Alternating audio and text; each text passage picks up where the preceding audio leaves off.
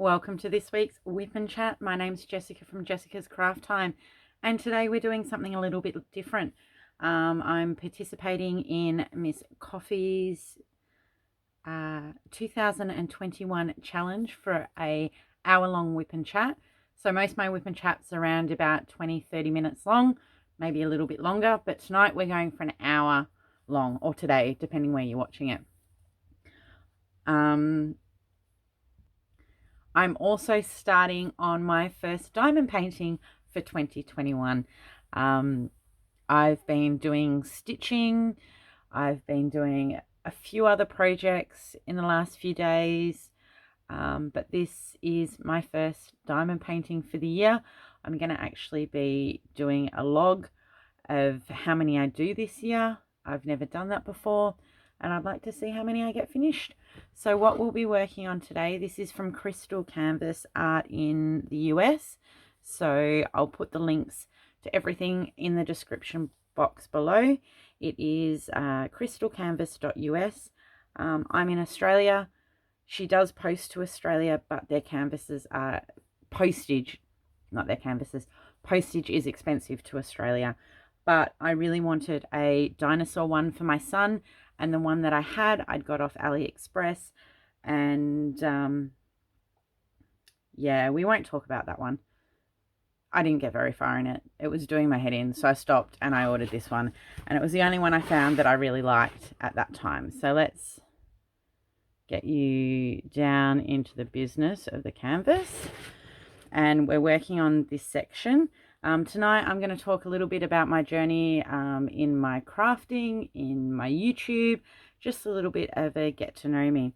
What I do with my clear covers is I use the washi tape to section off, and I actually cut off a whole strip of the plastic, and then I use release paper. The release paper I either purchased from, I think it was eBay or AliExpress or something like that. Took a while to get here, but I just use it over and over again.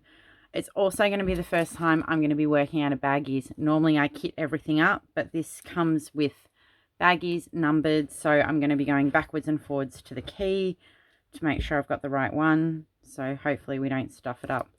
Everything I'm using tonight will be linked in the description. I've got my tray from my next door maker and my pen from Enabler's Outpost. I also have my trash container from Enabler's Outpost, which I'll open up.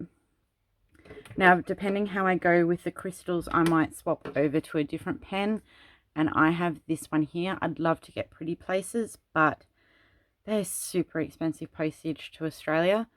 So I'm using this, which I got off AliExpress. Whether we use it or not, we'll see how we go with the drills. Let's set up and then we can get chatting. So I'm working on number 14, which is H. So welcome to all my new subscribers. And anyone new that hasn't watched me before, I hope you enjoy my page. But let's talk a little bit about how this came about. So 2020 has been an interesting year for most people. Everyone's had their challenges throughout the year. And for me, I moved interstate from my family 3 years ago. I'm in New South Wales. I'm with my husband's family up here. But I moved when my son was 1.5. And it's been an interesting journey. But this year, he started preschool or kindergarten before primary school. It depends where you are, what it is. But he started the year before he started when he was 3. Yes. He started when he was 3, and he used to go 2 days a week, which was fine. I kept myself occupied for the 2 days. Towards the end of 2019, I ended up getting myself a casual position at our local Lincraft store. Unfortunately, the store closed, and by March I was out of a job. This is the first time I had been back working since I have had my son. And we thought in January, when we were informed that the store was closing, I'd only worked there for like 4 months, but was really loving it, that by March it would be fine. I'd find another casual part-time position somewhere in retail. Well, we all know what happened in March.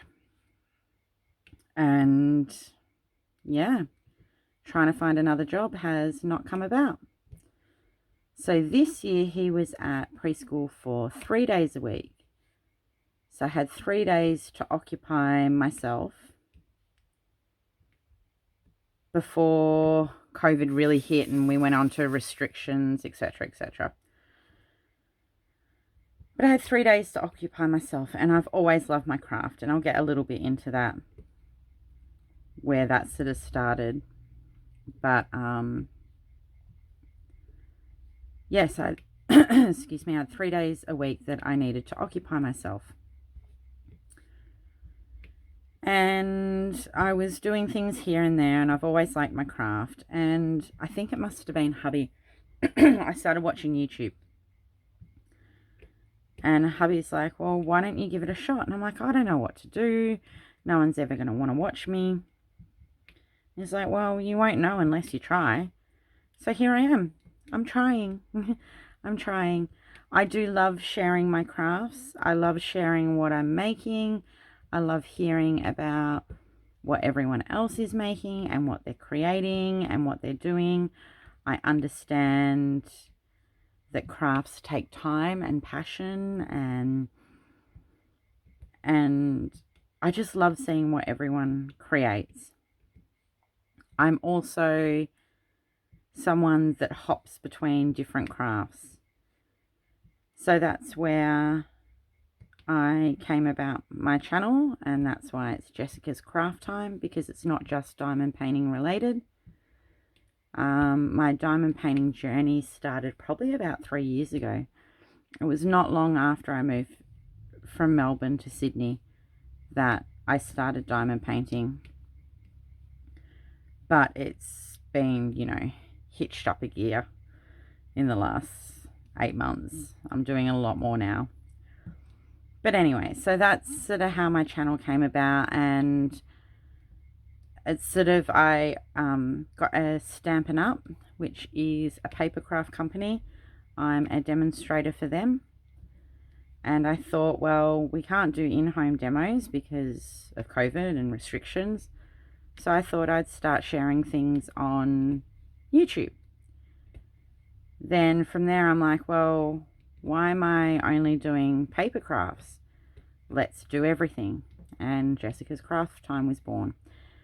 And I do my unboxings, I do my Wip and Chats, and then I heard about miniature rooms, so I also do my miniature rooms, and diamond paint, my Wip and Chats, and whatever takes my fancy. Over the last sort of month, and I've got more coming in, I've been trying to source different crafts, things I haven't done, and give them a shot. And I like to give them a shot right here on YouTube with you guys watching, and see how I go, and show that it is easy to craft. You don't have to be creative. You just need to want to do something with your hands or create something beautiful, and nothing is perfect.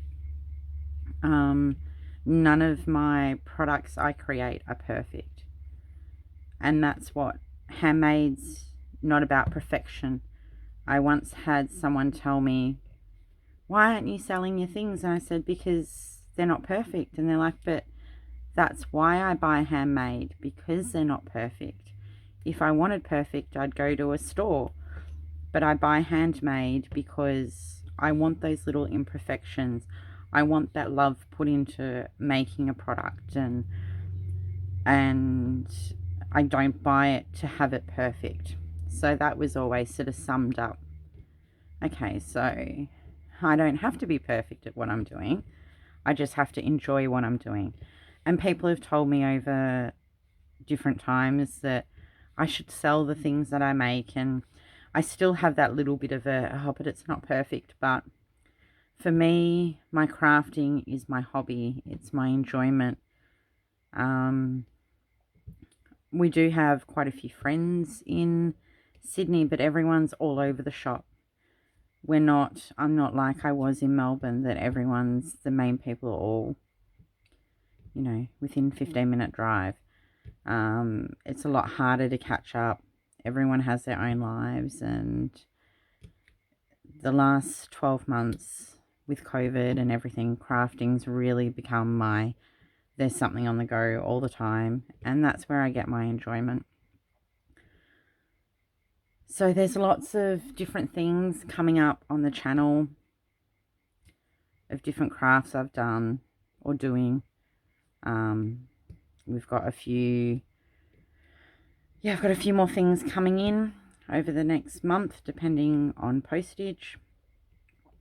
But that's what my channel's about. I just want to share the trials and errors, and if you look back over my miniature room playlists from the first room I created, and I've watched other YouTubers, and I've read up things, and I've changed the way that I do things a little bit, and it's just a part of growing and learning the different craft, and I want to take you guys along on the journey with me. So that's where my channel started. But my crafting has been around for years.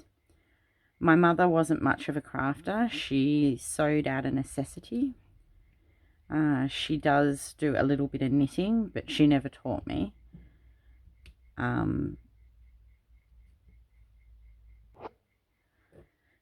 So yeah, my mum did a little bit of craft, but my grandmother was the real creative one. And we used to spend a bit of time with her. She lived about 2.5 hours from our home. So when we went to visit for an extended period of time. It might have been the weekend, or during school holidays I might have gone for the week. And she lived on a small property with an assortment of animals, and I spent my childhood with her, helping her with animals, helping her through shearing and showing sheep, and it was just, I was very, very lucky to be able to have the experiences I did with her and the animals, and spending the time with her. And I know I'm very fortunate. Not a lot of city people can say that, they've been on a horse's back since they were 6 months old, or they've seen a lamb being born, or they've helped with shearing, or just the day-to-day stuff that comes with raising animals. So she was sort of the creative one, and I suppose that's where it came from. She's always knitted. She didn't crochet, she always knits. She can spin her own wool. The wool is from the sheep she's grown. And I was about 12 when I taught myself to spin wool. I just sat in front of the spinning wheel and spun wool into a fleece, into a yarn that you could then knit.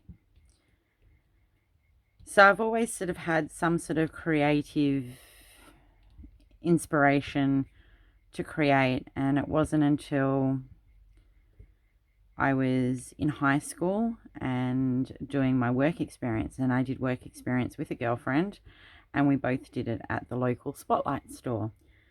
Now, if you may not know, Spotlight stores are like a craft store. They sell fabrics and craft items, and I worked at Spotlight for around about 5 years. I was there. And over that time, I got interested in all sorts of different craft. I worked in different departments, and I gave my hand at all sorts of things, from beading to quilting to knitting.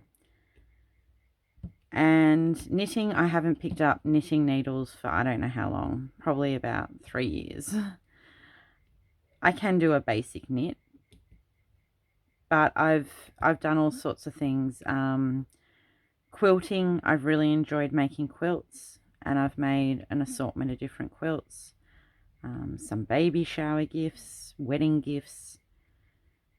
and I do enjoy my quilting, but I get over it, and I tend to have to hop from craft to craft, and then I'll get my sort of, oh, I need to do some quilting, and I'll go back to it.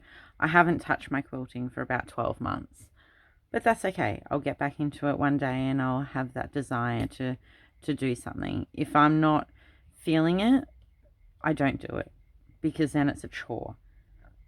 And that's why I couldn't sell. I'd have, have a lot of trouble selling my handmade items, because if I have to do it, it's a chore and I don't enjoy it. And my crafts are for me to enjoy. They're my way of unwinding. I have trouble sitting in front of the TV unless I'm actually doing something. So that's where my crafting started, and working at Spotlight for 5 years gave me quite a few products and different things to try. And from that, I ended up working in a bookstore for another 5 years. And then I worked in a bed linen store for, that would have been close to 5 years as well, before having my son, and we are where we are now. Now I've just got to find my number 2. So over the years I've done quilting, patchworking, beads. I haven't done anything to do with beads for a long time. In saying that, I do have a beaded cross stitch that I got in that will be appearing at some point in time. And then more recently was my diamond painting, and that was about 3 years ago. I think something popped up on a Facebook page somewhere, and I brought a small kit that's framed and hanging on the wall that's way too small to be, you have to step all the way back and kind of squint your eyes and you can work out what it's meant to be. And, you know, I purchased a few more off AliExpress and those kind of places, not really knowing what I was doing, but just I wanted to keep doing it. And then I found people like Miss Coffee and Rachel Ray, and started to understand it a little bit more and get a little bit more information on what I was doing and where I was buying from and the different qualities of things. So I did this custom one, and it's huge. It's very much like DAC's Russia with Love. Very similar. It's almost the same size, and that was one of my first big projects, and that got rolled up and put away and brought back out and rolled up and put away and brought back out, and it was meant to be a birthday gift, and then they got it 2 years later. Excuse me. But I finished it. And then one of my other big projects was a 5-panel one with all the different animals on, and that was quite big. They were my 2 sort of big projects that I did. Did lots of little partials and small ones. And now I'm a lover of DAC. My bank balance is not, but I am. And I want to steer my channel towards products that are a better quality. I think once you work on something like DAC, it's hard to go back to things that aren't so great quality anymore. And I think that's where this one came from. I was working on this other dinosaur one I got, and it was popping drills and different size drills, and the canvas was really hard to read. I needed a light pad under it. And I'm like, why am I fighting with this canvas? I have others if I ever need to do it. I've bagged it all up. It's all still there. But I'm very tempted to throw it away because I wasn't enjoying it. And what's the point of doing it if you're not enjoying it? So that's sort of where I'm at with my diamond painting. Like I said, I want to this year do a log and keep track of how many diamond paintings I actually do, Be it big, be it small special projects. I tend to do a bigger one and then do a couple of small little special drills or glasses case or something like that. A couple of little projects and then get stuck into another big one. I'm not someone that can have multiple projects on the go at the same time in the way of diamond painting. I have tried that and I don't know, I prefer to start one, finish one, start one, finish one. But everyone is different and you can do it whatever you like. If you want to have 20 on the go, go for it. But I tend to start one and finish it. I don't like it to hang around.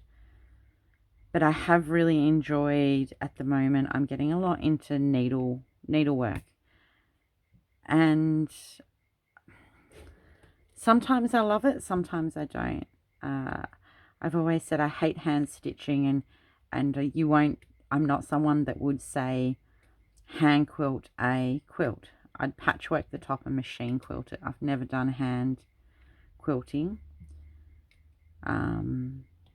I tend to be like, let's just get it done. And that's what I probably like about diamond painting. It makes me slow down a little bit. I should be using my multi-placer, but I'm not. So I've got into my embroidery a lot at the moment. So I've got, in saying that, I don't want too many diamond paintings on the go, but I've got 3 embroidery ones on the go. But I kind of use it as an excuse to myself, because one is embroidery, one is blackwork, which I'm doing my first ever blackwork through Peppermint Purple SAL for 2021. And I'll try and remember to link everything below. So that's very exciting. It's my first ever blackwork project. And then I'm doing a temperature cross stitch for all the temperatures, highs and lows of 2020. Just for something to kind of look back on and go, oh yeah, that's the year that, you know, everything hit the fan and it kept rolling into 2021. So that's my needlework. And the blackwork I'm so excited for. I'm filming this on Wednesday night and you will see it on Thursday. And the first drop, the first pattern has just been released and I'm itching to get in there and get started. So I don't think there'll be any diamond painting going after this Wip and Chat until I finish that blackwork. So I'm enjoying my hand needlework, be it embroidery or cross stitch or blackwork. But I do have some other projects coming up that I'm really excited about. I'm just waiting on a few more things to come in the post and super excited. But while we talk about waiting, I forgot to look. That's okay. I'll do it in this video as well. So for this Wip and Chat, for our challenge, as well as you can put it in last week's or the weeks before, which I think off memory is 23 and Wip and Chat 23 and 24. I'm doing a little giveaway, and of course I put them away. Hang on a second. Okay, sorry. So if you go into the description below, I have my Facebook page link. So you just need to go in, answer the questions, and you'll be accepted in. And if you comment on either Wip and Chat 25, which is this one, our challenge week, or Wip and Chat 23 or 24 with the project that you're working on at the moment, and it doesn't have to be craft. It could be you doing some baking, or you've renovated a room in the house, or you've changed your garden around, or you've painted some outdoor furniture. Whatever it is, as long as it's something that you've created, you'll go in the draw to win a diamond painting pen, and it'll be one of these. This is just me playing around with some polymer clay, but you'll go in the chance to win one of those. And I'm going to close it off at the end. I think I wrote down the 24th or the 25th. Might have been the 25th or 26th of January, Australian time. So you can do that. That's up and running at the moment. So on my Facebook page, if you want to have a look there, it's a place that you can share what you're creating, what you're doing, and follow along. I don't always put everything in my videos of what I'm creating. Sometimes I just pop up, you know, something that I've done that night or something I've been working on. But I'd love to see what you're working on and what you're doing with your crafts or your baking or whatever it is that you enjoy doing, is your relaxing thing, what unwinds you at the end of the night, what you like to create. And I just love seeing what everyone else does. So I hope you'll pop over and join my Facebook page. So my growing up with my grandmother that enjoyed her crafting, I just dropped that drill somewhere. And it was interesting growing up and spending time with her out on the property. We would be outside all day long. We'd be brushing the horse or going a ride. I'm the eldest of 5 grandkids. And when I was born, my grandmother purchased a Welsh mountain pony. And she was a beautiful, beautiful pony. She was the pony to us 5 grandkids. And she lived at my grandmother's, at my nana's. And I named her Snugglepot from Snugglepot and Cuddle Pie by May Gibbs. And her name was Snugglepot. And she was just a beautiful, beautiful horse. You couldn't do anything really to upset her. My brother would walk straight up behind her and just grab her tail and start brushing it. And if you know anything about horses, that's one thing you should never do, is walk up behind a horse. But she was fine. She'd never kick out. And I grew up, you know, going down the paddock and grabbing her and brushing her and going for a little horse ride. And my grandmother was someone that people would call and go, I've got this animal, can you look after it? We can't look after it anymore. Or, you know, this animal here is being mistreated, can you go and look after it? So she always had an assortment of animals. And over the years, everything from pigs to cows. She had cows at some point that we'd go out and we'd milk the cows in the morning. Sheep were her big thing. She was one of the top black and coloured sheep breeders in Victoria when she used to breed her sheep. And, you know, I grew up helping her on the weekends and going to shows and leading sheep around and showing them. And they're just really, really fond memories that not many children get to experience when you live in the city. And she had chickens and ducks and guinea fowl, and she had peacocks at one stage, and horses and goats. Oh, she had this billy goat. His name was Rasputin, and he had the biggest horns that when he'd go into the shearing shed for whatever needed to be done in the shearing shed, he would have to turn his head on the side to be able to get through the door. And yeah, so she had goats. She even looked after kangaroos, baby kangaroos, joeys, at one point, that we'd have joeys jumping around the lounge room while, you know, she was caring for them. And I got to learn how to, you know, make butter in an old butter churn. And yeah, just really, really fond memories of being outdoors and riding bikes. And there's actually these great photos of me, and I was probably about 3. And that was the wrong bag. That was almost really bad. Let me just change colors before I put the wrong one in again. We want L. So I don't normally work off a chart. I normally just have the symbols there. So we want 17. There's my 17.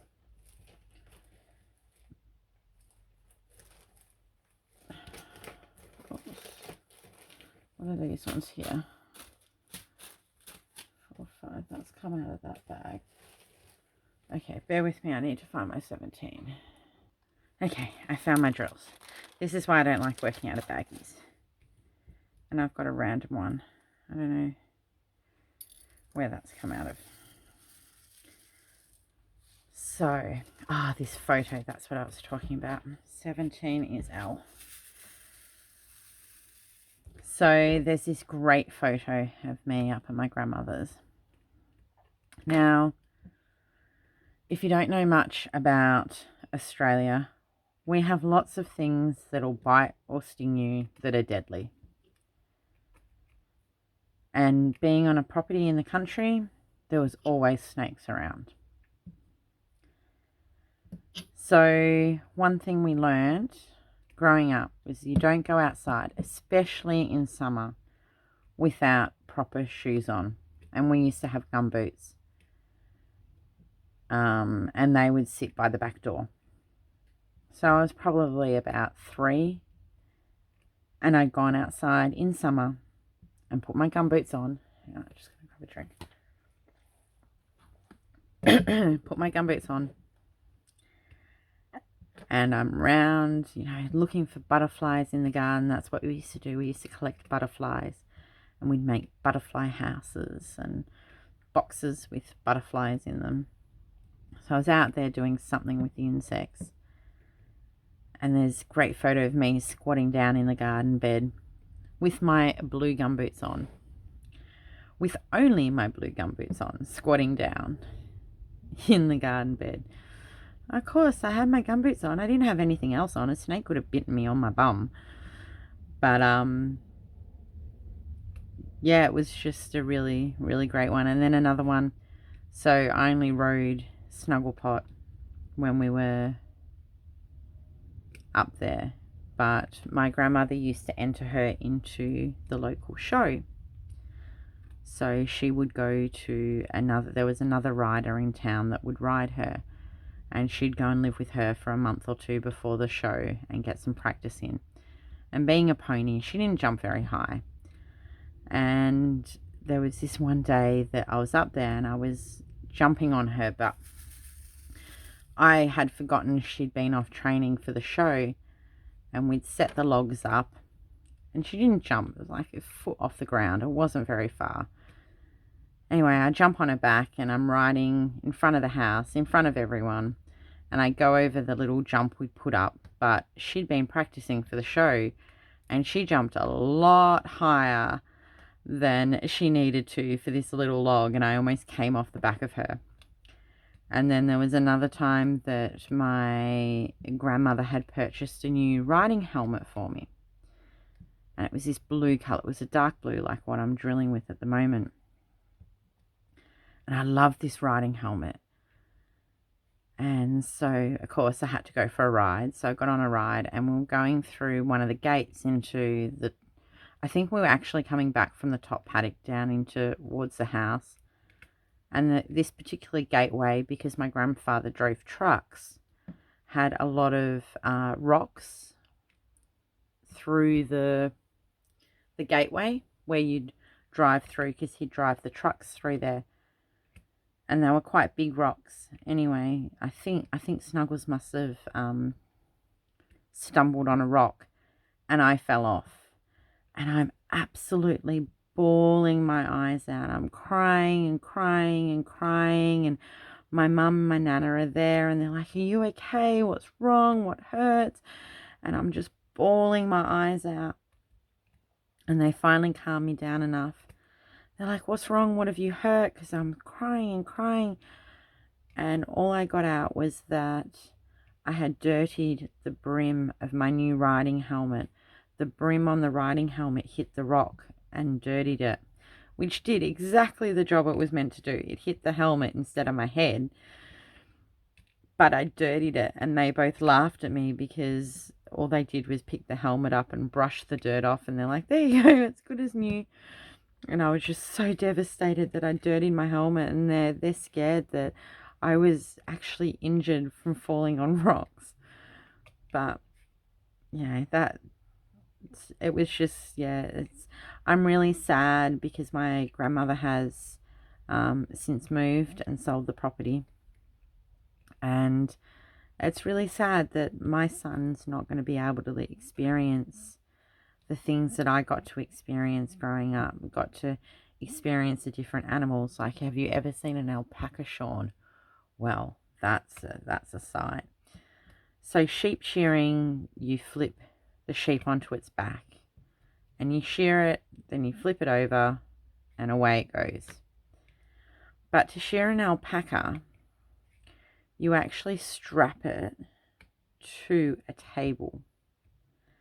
And alpacas spit and they poo and pee all over you. So you've got to make sure you're not anywhere in either end of the alpaca, or else you're going to get something sprayed over you.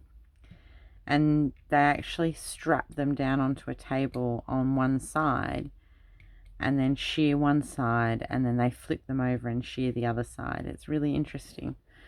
Yeah, my grandmother had alpacas, and the reason why she got alpacas was because alpacas will protect their herd. So she used to put alpacas in with her ewes to protect the lambs during lambing season and throughout the rest of the year. But she had 2 alpacas, and she'd make sure that they were in the paddock with the ewes when they were lambing. And what's interesting, because they attack dogs, you wouldn't think it. They're like, alpacas are fluffy things, but they will attack dogs.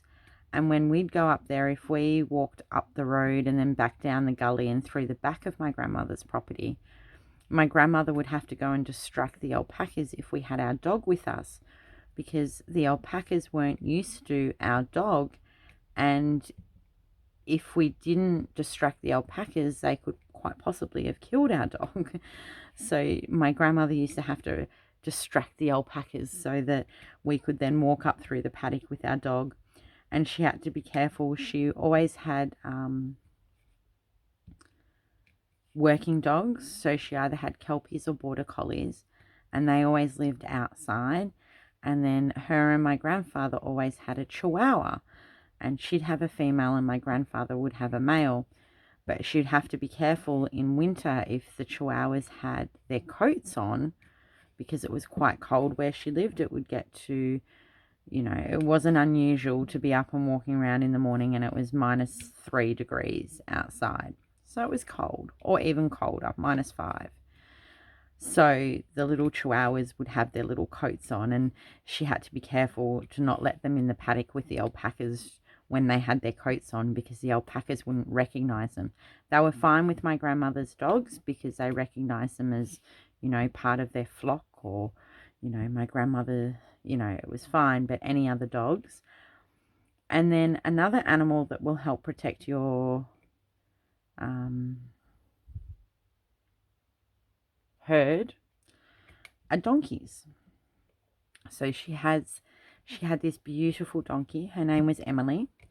My son Mark rode on Emily's back when he was 6 weeks old, because I rode on a pony's back when I was 6 weeks old. So I'm putting Mark, he was only 6 weeks old, and he was on the back of Emily and went for a little bit of a ride.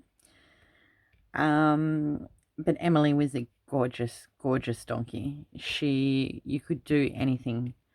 You just walk up and pat her, and if you leant over to say check her feet or her hooves, she would put her head on your back and lean on you, and you're like, Emily, get off me, I'm going to fall over. And my husband is Russian, and his uncle came over from Russia. He's been over a couple of times, and he absolutely adored Emily. It's like the first thing he'd ask when he gets here, when are we going up to your grandmother's farm so that we can see Emily? Except Emily had a funny trait. So with my grandmother, she lived in a country town, and she was part of the CFA, which is the Country Fire Authorities, which is a volunteer run fire brigade, and she was a member as a support member to help with fundraising. And I joined the local CFA as a support member as well. Even though I lived in the city, I would come up to all the functions and help with the fundraising.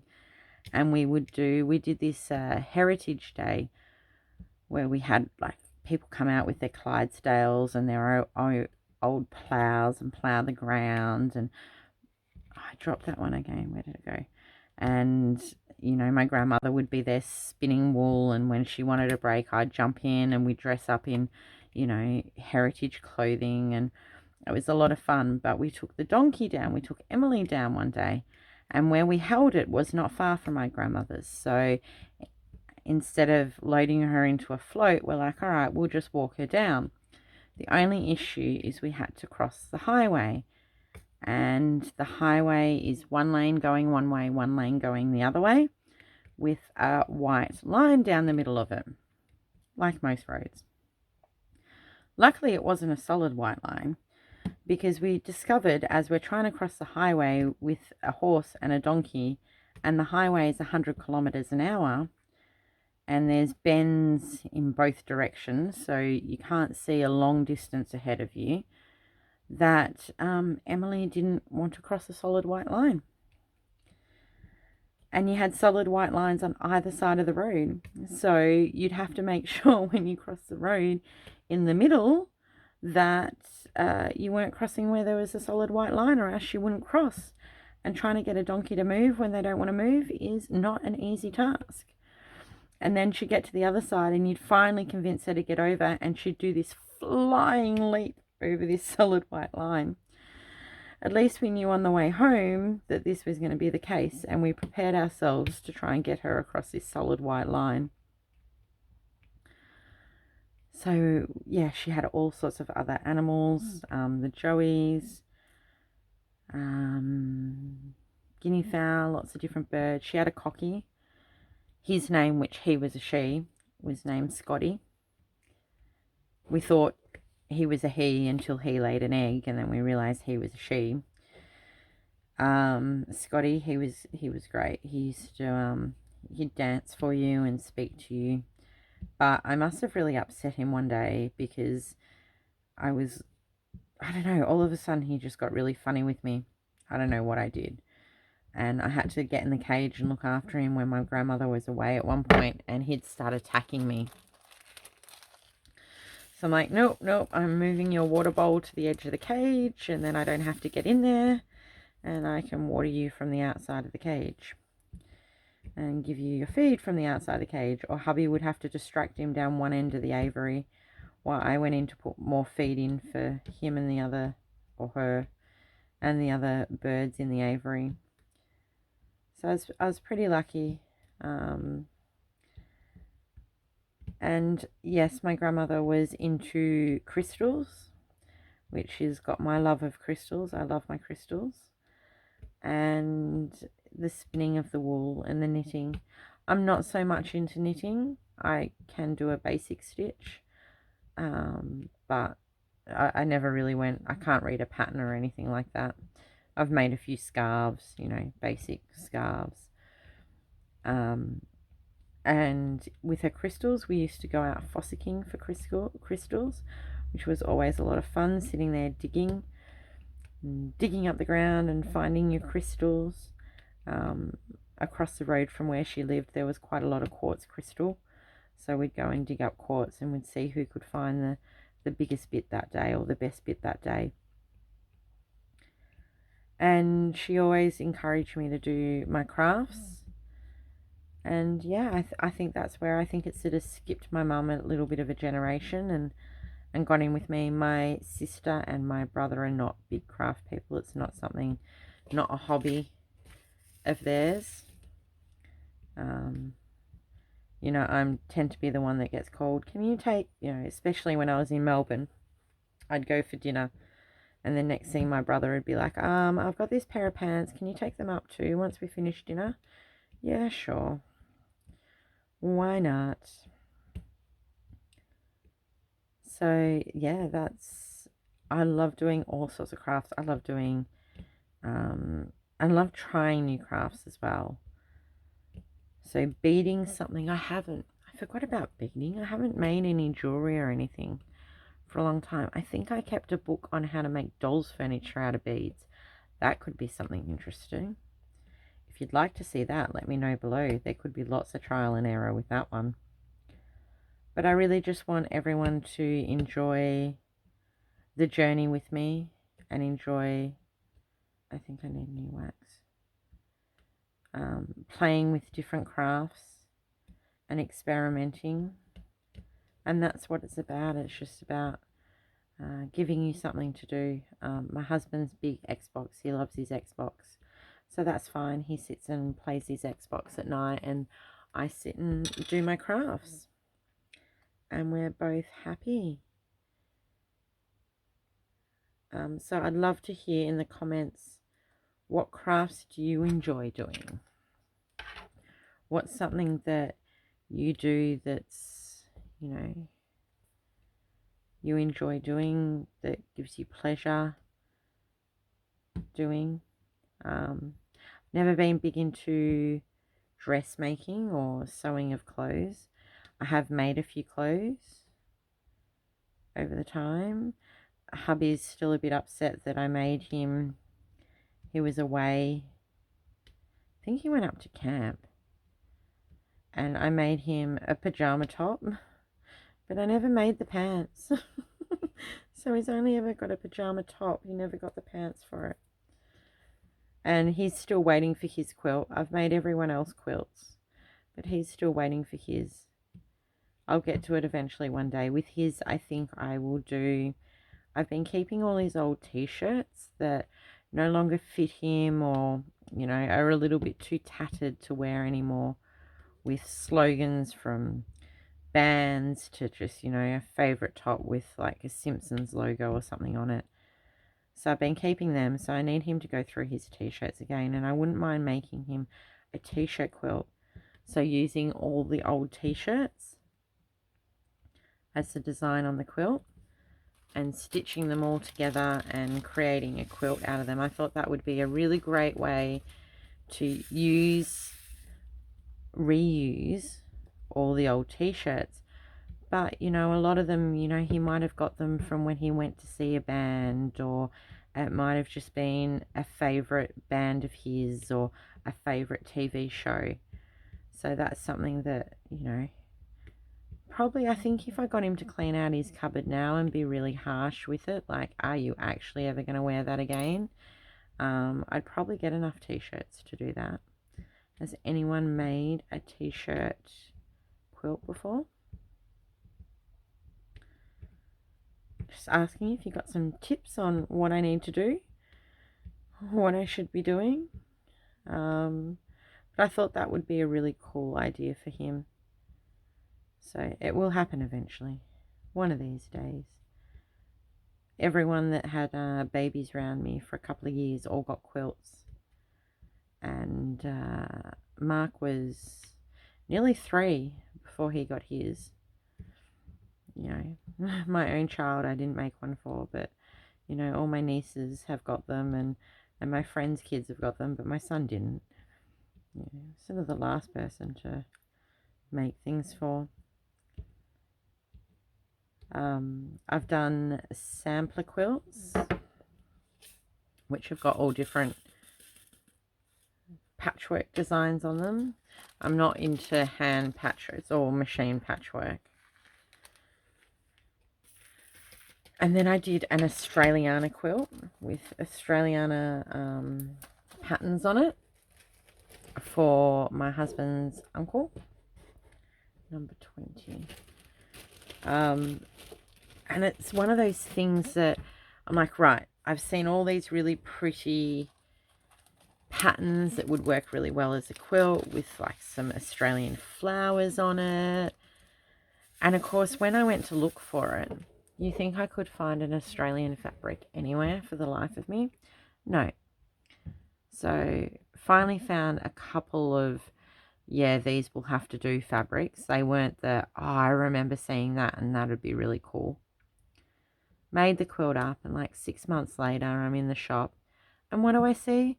Australiana fabrics again. Not fair. Does that happen to anyone else? Because it happens to me all the time. I search high and low for something that I want. Because I'm like, I've seen it. I didn't get it then, but I want to use it now. And you can't find it.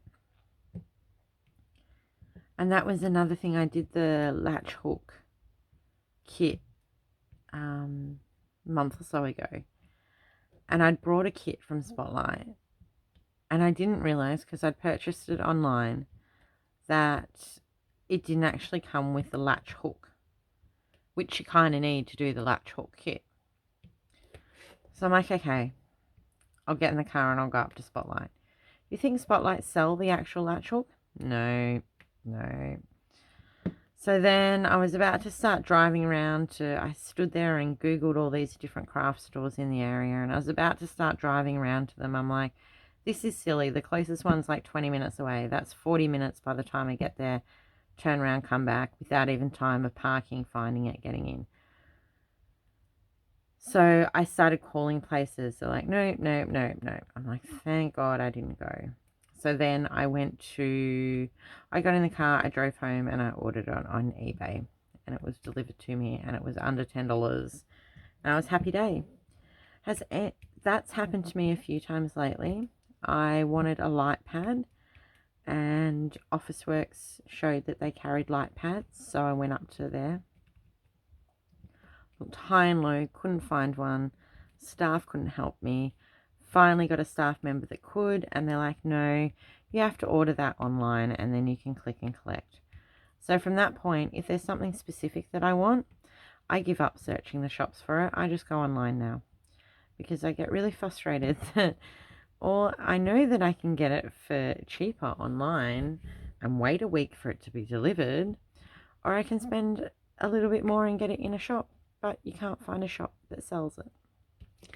Is that just me? Is it just me that this happens to? Or do other people have this happen to them as well? I don't understand. So I'm sticking to online shopping and going from there. And then you get the errors where you don't realize that you actually need the latch hook to complete something. But that's okay. We worked through it. We got what we needed. Can I just say that I am absolutely loving this canvas. It's poured glue.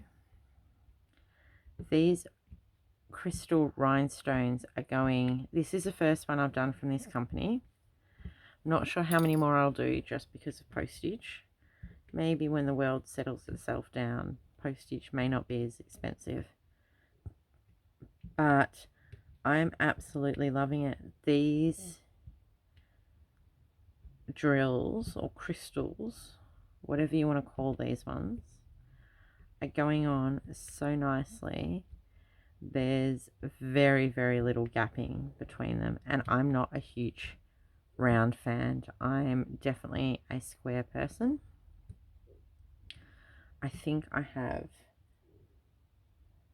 my diamond art clubs. I've got them all sitting here, and I know I've got 2 rounds. But that's only because I really like the design. But everything I go for is square, and this is really nice. I'm loving the different shades. Like, I didn't think the blues looked different in the bags, but once you get them on, you can see, I don't know if you can see it, you can see the variations in the blues. My stomach's going crazy. This is really, really nice. This is a 40 by 60. Let me just see if they were true to size. I can't remember. I've had it for a little while. Yeah, it's pretty much, that's 59.5, which I'd call 40 by 60. Always need to give and take a little bit. So if you're in America, this is a company I would definitely check out. If you're happy to pay shipping costs and wait, and you're in Australia, go for it. It was a little bit of a wait to get it, but yet again, not the company's fault. I've got one more H that I've missed here. I don't know if I'm going to be able to do all this in baggies. It's not my thing. Are you a baggy person, or are you a put it into a container, kit it up kind of person? I think if I could lay them all the numbers out, it might be all right. But I've got a 4-year-old, a 4.5-year-old. 5 is 5. At least 5 is 5. I've got a 4.5-year-old that would get into them. 5. So there's no way that I could lay them all out. He'd just mess them up. Plus, I normally do this on my dining room table. And at the moment, hubby has not cleaned out the study. So he's working from home on the dining room table as well. So I'm having to share. In saying that, I do, with the dining room table, I do have 3 crafting areas. So I suppose I can't really be too picky at all. I suppose it just depends what I'm wanting to craft and where I want to do it. So I kind of do have my crafting stuff everywhere. So to give up like a third of the table for him to put his laptop on is probably not too much to ask. Just he needs to clean up the study. And then he'd be able to work in there and we wouldn't distract him at all. But our time's almost finished here. So I hope you've enjoyed. Nope, just looking. Hope you've enjoyed watching. I know that I'm excited to go through the playlist and see what other great creators are out there that may not have popped up in my radar so far. I don't think we've got many ones. So I'm looking forward to doing that.